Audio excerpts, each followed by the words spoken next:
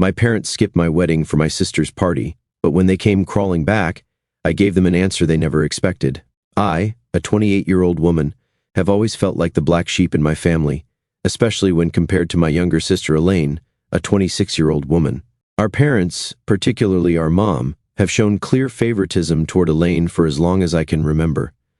I've never been able to figure out exactly why Elaine is the favorite, but it's been obvious since we were kids. When I was born, my parents were struggling financially and emotionally. They decided to let my aunt and uncle raise me for the first 6 years of my life. According to my aunt, my mom was dealing with severe postpartum depression, which made it difficult for her to care for me. My aunt and uncle didn't hesitate to take me in, understanding the severity of the situation. As a baby, I had no idea that my aunt and uncle weren't my real parents. I grew up in their loving household, feeling secure and happy. However, things began to change when I started school. My parents would visit occasionally, explaining that they were my real parents, and that my stay with my aunt and uncle was only temporary. These visits were always confusing for me. I was excited to see my parents, but I also felt a sense of abandonment. I would watch them spend a few hours with me, playing and talking, but then they would leave, taking Elaine with them. This pattern continued, and it became clear that Elaine was always their priority. While my aunt and uncle provided me with all the love and care they could, the brief visits from my parents left me feeling unwanted. Finally, when I turned 6, my parents brought me back home. At first, I was excited to be reunited with my family, but the excitement quickly faded. I realized how different life was compared to living with my aunt and uncle. One of the first changes I had to adapt to was sharing a room with Elaine. She had always had her own room, and there was a spare bedroom that my parents could have given me. Instead, they insisted that Elaine and I share a room so that we could bond as sisters. Elaine hated this new arrangement and made her feelings clear. If I played too loudly or read books that my aunt and uncle had bought for me, Elaine would mock me, calling me names. Whenever I tried to decorate my side of the room, Elaine would scoff and call me childish. If I brought home a good grade from school and excitedly showed it to my parents, Elaine would roll her eyes and sarcastically call me the teacher's pet. When I practiced playing the guitar my aunt and uncle had gifted me, Elaine would tell me I sounded awful and should give up. Even small things, like how I organized my toys or the way I talked about my day, became reasons for Elaine to ridicule me. With time, I realized that the things I enjoyed doing became points of contention. The warmth and acceptance I had felt at my aunt and uncle's home was replaced with a constant sense of tension and conflict. Elaine had a problem with everything I did, and it made me self-conscious. Imagine your younger sister, someone you wanted to bond with, making fun of you for every small thing. It made me start doubting myself. I was too young to understand that what Elaine was doing was bullying. I thought maybe I was the problem and just wanted to fit in with my family. I stopped reading my books at home and would only read them at school. I stopped playing my guitar altogether. I did all of this hoping that maybe Elaine would accept me if I changed. Unfortunately, no matter how much I tried to adapt and fit in, Elaine's attitude toward me didn't improve. The more I tried to please her, the more I felt like I was losing parts of myself. Even when I stopped doing all the things that annoyed Elaine, she would find new ways to mock me. I remember in my early teens I developed acne due to hormonal changes. Elaine would constantly tell me how ugly I looked and that my face was disgusting. Hearing this was so hurtful that I would cry and go to our parents. Instead of supporting me and telling Elaine off, my mom would tell me to stop crying and toughen up. Dad wasn't much help either. He would try to stay out of it. Mom would tell me how I needed to stand up to my sister instead of coming to her. As a result of Elaine's bullying and my parents' inability to make me feel safe and loved, I felt confused and isolated. I longed for the nurturing environment I had with my aunt and uncle, where I had always felt valued and understood. My aunt and uncle did come to visit whenever they could, and when they did, they would try to gently talk to Elaine and tell her not to trouble me, but she never paid them any attention.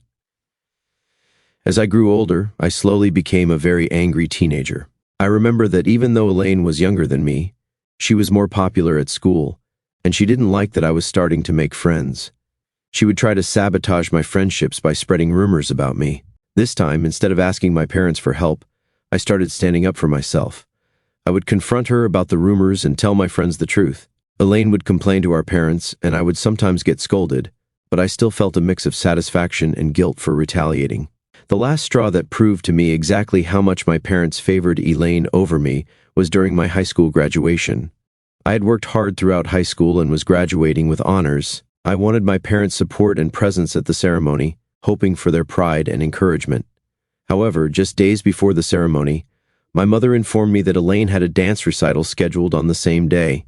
Despite my graduation and her recital being hours apart, Elaine wanted my parents to attend her full dress rehearsal, and according to my mother, she needed them more.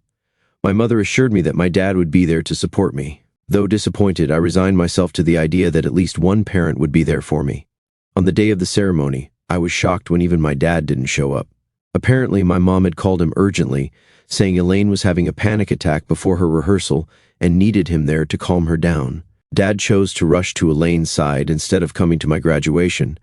When I walked up to receive my diploma, I remember seeing no familiar face in the audience cheering me on. I felt nothing but a profound sense of loneliness and abandonment.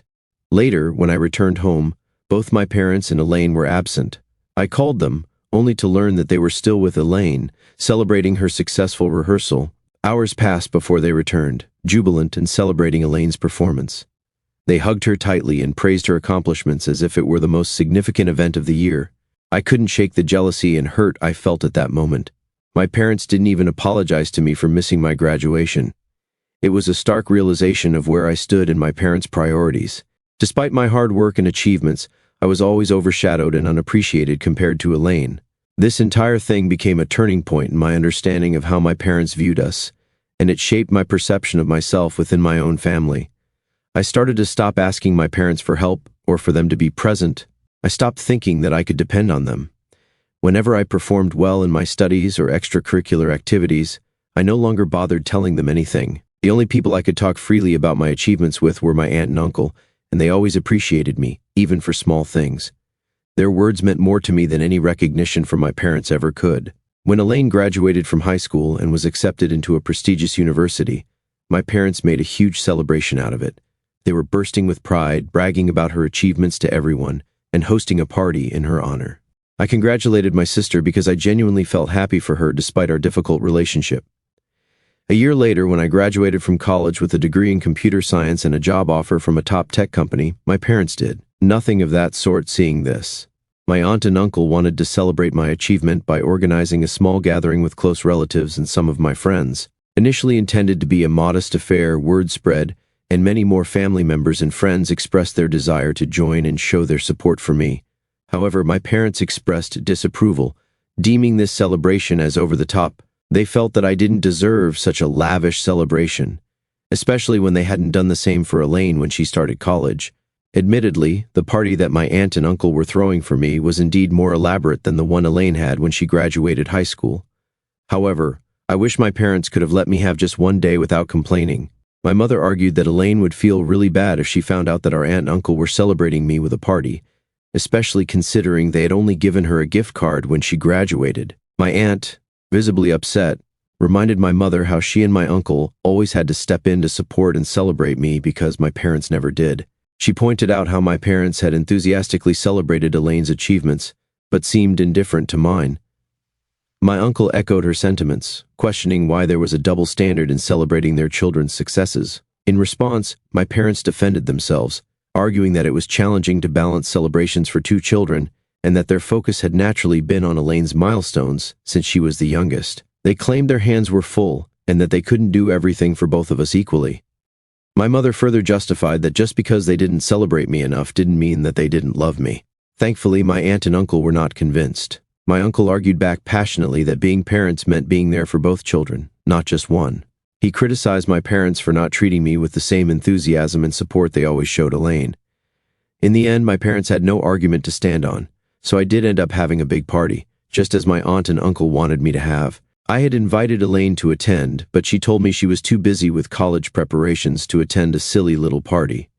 For years, my parents continued to show their favoritism toward Elaine, even when we were both adults. It was also particularly evident in how they treated us and our significant others. While Elaine and her boyfriend were always warmly welcomed to our family gatherings, I felt increasingly excluded, especially after I started dating my boyfriend Jake. When family events came around, my parents would extend invitations to Elaine and her boyfriend without fail each year. However, after I introduced Jake to them, suddenly my parents had concerns about their gatherings becoming too crowded if they invited Jake as well. It felt like a double standard. What made it worse was how my parents viewed and talked about Jake. Despite his impressive academic achievements and successful career as a software engineer, they would find reasons to criticize him. Meanwhile, Elaine's boyfriend, who had dropped out of college and was still trying to figure out his career path, was never questioned or judged in the same way. My mother's comments were particularly hurtful. She once openly expressed to me how she would have preferred me finding a more family-oriented guy instead of someone like Jake, who was so career-driven. She even suggested that Jake would not be a good father to my future children. Despite her remarks, I continued my relationship because I believed in Jake and our future together. I even started declining invitations to family dinners and annual holiday events to avoid giving my parents any reason to criticize Jake. I don't believe my absence had much of an impact on them. Now, coming to the main reason why I'm posting on Reddit today, 6 months ago, Jake proposed to me, and I said yes. I had no doubts in my mind that he was the one for me. This man has given me so much love and support over the years, I can't even imagine my life without him. When I informed my parents about the engagement out of courtesy, wanting them to hear the news from me rather than from someone else, I was met with mixed reactions. My dad seemed genuinely happy for me and congratulated me, while my mom remained silent. Later, my mother texted me to express her disappointment. She said she was disappointed that I had not listened to her and had gone ahead with the engagement to Jake. She claimed that, as a woman, she knew other women better and felt Jake would not be a good fit for our family. I was taken aback and told her to stop, as I was tired of her constantly bringing down my relationship. I asked her if she had any legitimate reason for her dislike of Jake, or if it was just unfounded prejudice. This is when my mom retorted, saying that Jake constantly challenged her opinions, unlike Elaine's boyfriend. This statement left me speechless. It was true that Jake isn't someone who lets other people walk all over him. In the past, whenever my mother had tried to subtly mock his career choice or his views, Jake has never let it slide. This is one of the things I admire about Jake. He stands up for himself. He's aware of our family's history, and unlike me, he doesn't hesitate to assert himself with my mother. However, Jake has never been outright disrespectful. His responses are typically polite but firm. It was clear to me then that my mother's issue with Jake was not based on any real behavior or character flaw, but rather on her discomfort with someone who wouldn't simply agree with everything she said. I told my mother that I didn't feel what Jake did was wrong in any way, and that I wished I was more assertive like him. My mother retorted that Jake was a bad influence and that he was changing me too much. I paid little attention to my mother's criticisms and continued enthusiastically planning my wedding with Jake. 2 months ago, I sent out wedding invitations to everyone, including Elaine. Despite not receiving any congratulations from Elaine after the engagement, I still harbored no ill feelings and extended an invitation to her for the wedding. To my surprise, Elaine declined the invitation without any explanation, which disappointed me somewhat. But what truly caught me off guard was when my dad called to inform me that while he would be attending, my mom had decided not to come. I knew my mom had reservations about Jake, but I had hoped that for the sake of our family and my special day, she would set aside those differences and join us. I was taken aback and asked why. My dad explained that Elaine had apparently planned a surprise birthday party for her boyfriend on the very same day, which my mom was going to attend instead of my wedding. This revelation was weird, since I knew that Elaine's boyfriend's birthday was months away from my wedding date. I couldn't understand why they would hold a party on the exact same day as my wedding. Instead of confronting my mom first, I decided to reach out to Elaine directly to clarify things.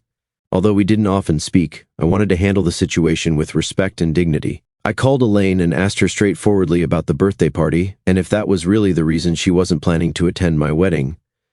To my surprise, Elaine confirmed that this was indeed the case. She explained that her boyfriend had always wanted a surprise party, and they had originally planned it for his actual birthday, but they didn't have enough money saved up at the time.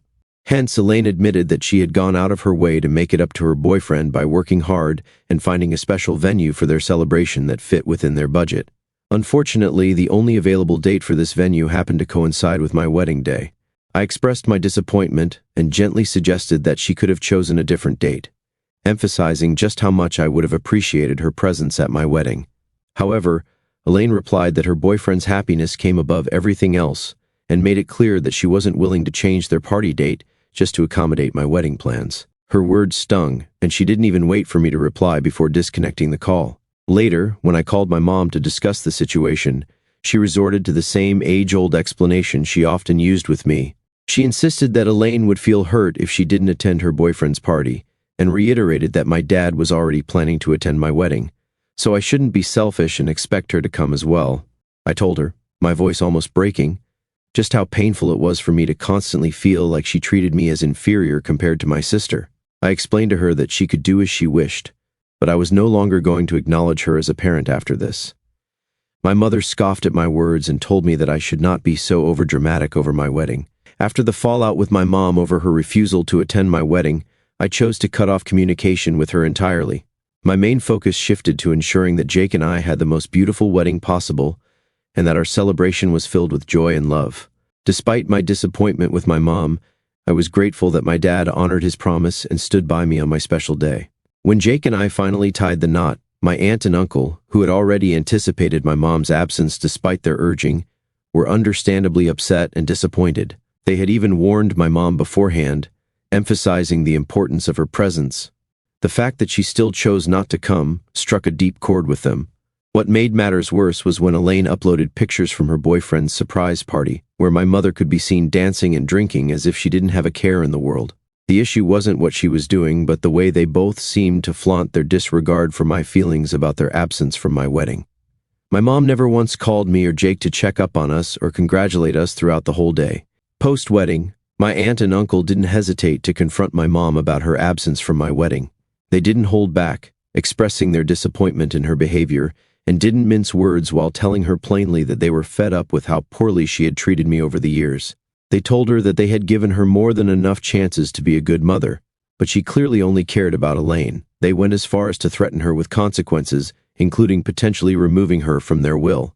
When Mom tried to argue back with them, saying how Elaine's boyfriend's party was important, they informed her that they would make sure that I got every penny of their inheritance since I deserved it more than her. This was a huge thing to be said by my aunt and uncle and completely unexpected. My mom, who had been struggling to justify her absence at my wedding until then, found herself in a tough spot after hearing this. After her confrontation with my aunt and uncle, she called me, pleading for forgiveness. Mom expressed disbelief at how missing my wedding had escalated into such a fiasco. During our brief talk, she led on how unfair it would be if I received my aunt and uncle's inheritance instead of her.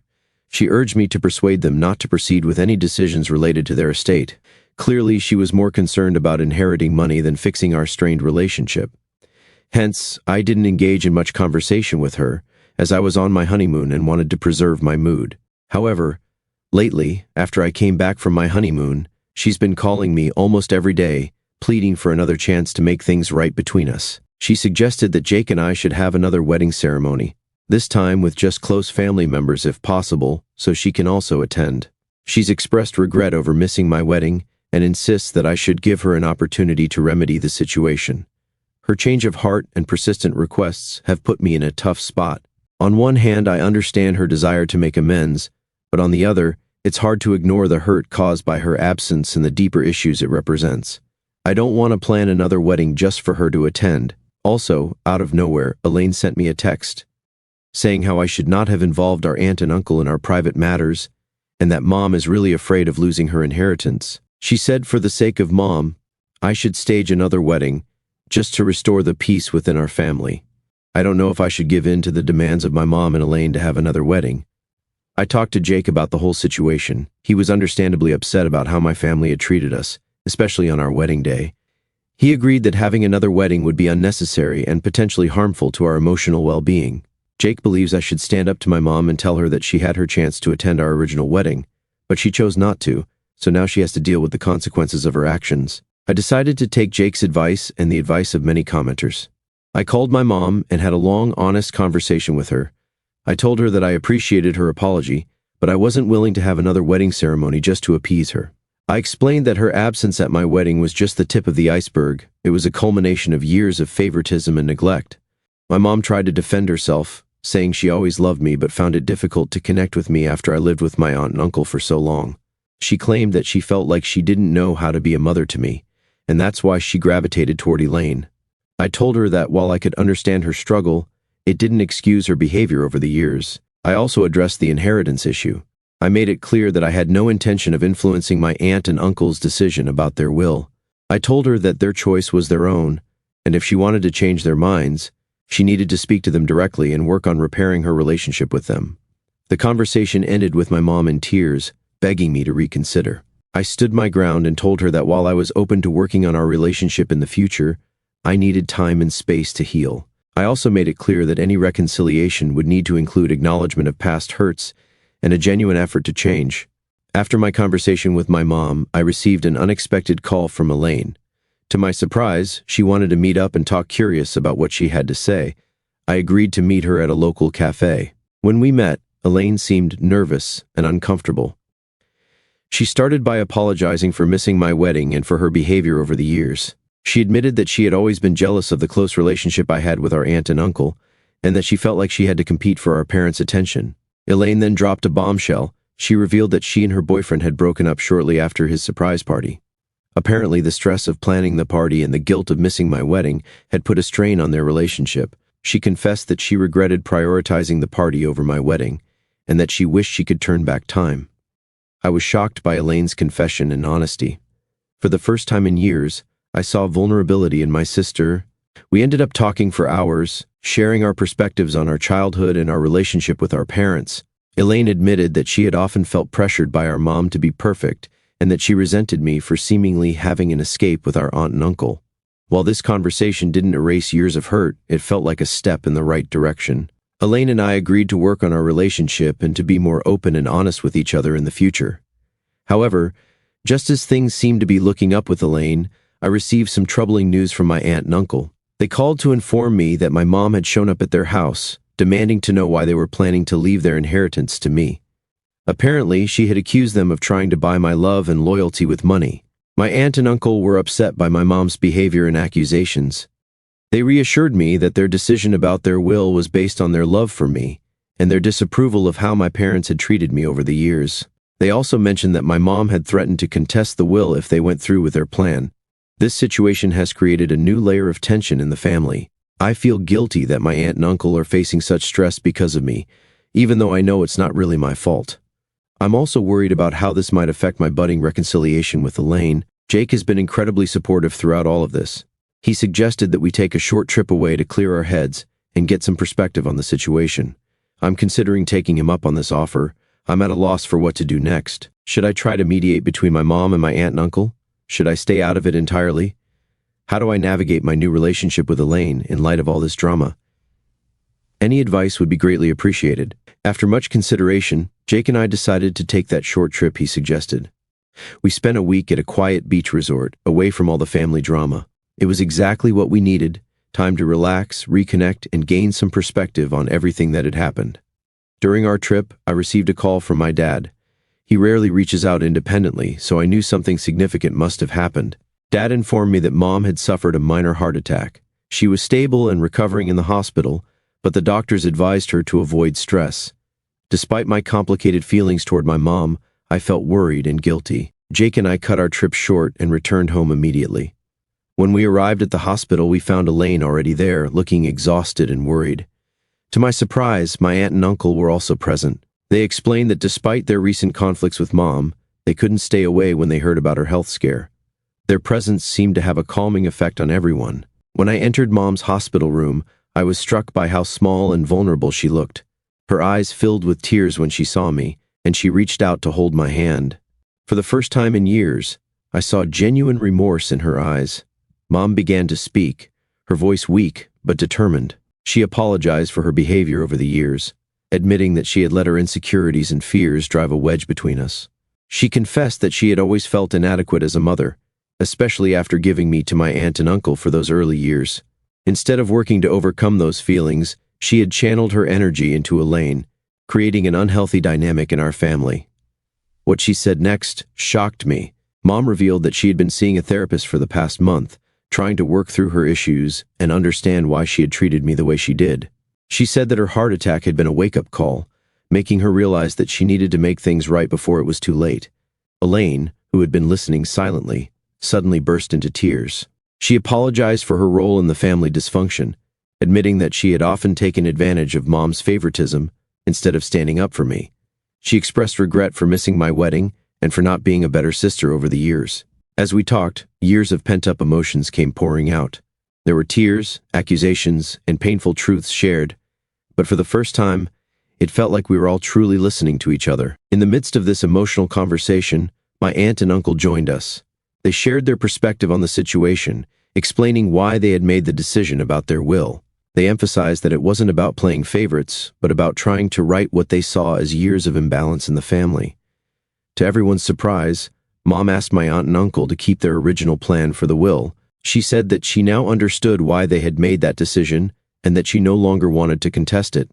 She acknowledged that her behavior had been driven by fear and greed rather than love and concern for me. This conversation marked a turning point in our family dynamics. While it didn't erase years of hurt and resentment overnight, it opened the door for honest communication and healing. We all agreed to attend family therapy sessions to work through our issues and learn healthier ways of relating to each other.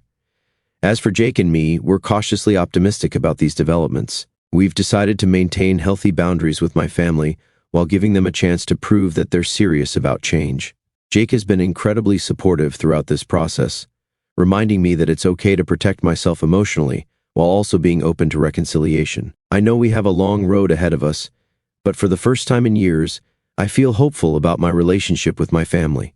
It's a strange mix of emotions, relief, anxiety, hope, and lingering hurt, but I'm committed to working through these feelings and giving my family a chance to make things right. Thank you all for your support and advice throughout this journey. Your words have given me strength and clarity during some of the most challenging moments. The family therapy sessions we agreed to attend have been challenging but incredibly beneficial. We've had moments of breakthrough and setbacks, but overall, I can see a positive change in our family dynamics. My mom has continued with her individual therapy alongside our family sessions. She's made significant progress in understanding her past behaviors and working on changing them. There have been difficult conversations where she's had to confront the pain she caused me over the years, but she's shown a genuine commitment to making amends. Elaine and I have been working on rebuilding our sisterly bond. We've started having regular sister dates where we catch up and share our lives with each other. It's been nice to discover the person my sister has become without the cloud of resentment and competition hanging over us. My dad, who had always been somewhat passive in family conflicts, has also stepped up. He's acknowledged his role in enabling the dysfunction in our family and has been actively working on being more present and supportive. As for my aunt and uncle, they've been incredibly supportive throughout this process.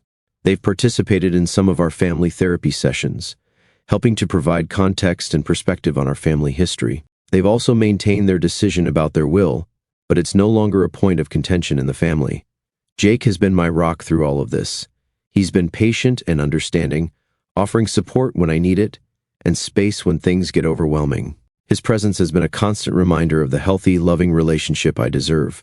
One of the most significant developments came last month when my mom approached Jake and me with an idea. She suggested that we renew our vows on our first wedding anniversary with a small ceremony including our immediate family and closest friends.